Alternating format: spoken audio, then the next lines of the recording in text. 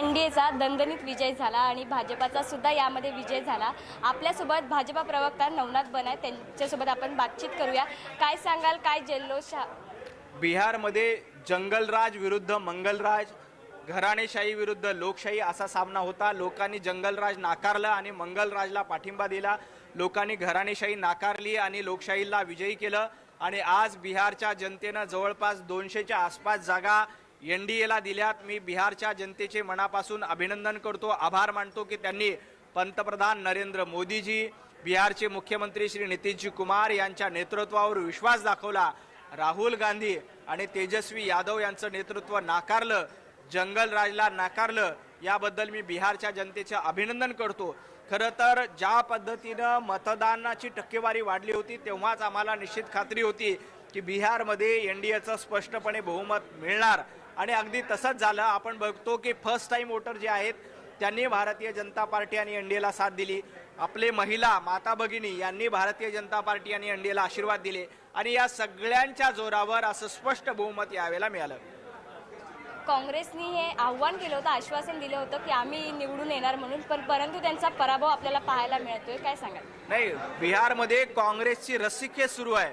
ती रस्सीखेच अशी आहे की काँग्रेसला जास्त जागा मिळतात का अपक्षाला जास्त जागा मिळतात, याबद्दल बिहारमध्ये सध्या रस्सीखेच सुरू आहे की राहुल गांधींचं नेतृत्व अपक्षांपेक्षा जास्त जागा आणतं का अपक्ष नेतृत्व जास्त जागा आणतं, याबद्दल आता बिहारमध्ये अतिशय चुरस सामना सुरू आहे।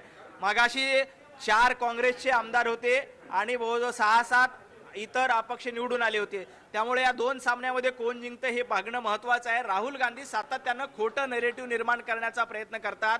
बिहारच्या निवडणुकीमध्ये वोट चोरी होते, मतदार याद्यांमध्ये घोळ आहे, अशा पद्धतीचा एक केविलवाणी प्रयत्न राहुल गांधींनी केला, परंतु बिहारच्या जनतेने राहुल गांधींना सनसनीत चपराक मारलेली आहे।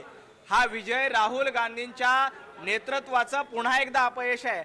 आजपर्यंत 90 निवडणुका वेगवेगळ्या राहुल गांधींच्या नेतृत्वात पराभूत झाल्यात। ही 91वी निवडणूक आहे की ज्यामध्ये राहुल गांधींच्या नेतृत्वात पराभव होतोय।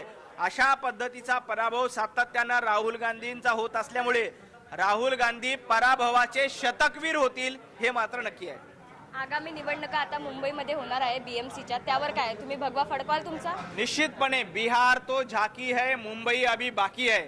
येणाऱ्या 1.5 महिन्यामध्ये मुंबई महापालिकेच्या निवडणुका आहेत। ज्या पद्धतीनं इंडी अलायन्सची भेंडी करपवण्याचं काम बिहारच्या जनतेनं केलं, अगदी तसंच मुंबई महापालिका निवडणुका असो किंवा 27 महापालिकेच्या निवडणुका, जिल्हा परिषदेच्या निवडणुका, नगरपंचायतीच्या निवडणुका, प्रत्येक निवडणुकीमध्ये भारतीय जनता पार्टी आणि महायुतीला विजय मिळेल आणि इंडी अलायन्सच्या ठिकऱ्या उडतील।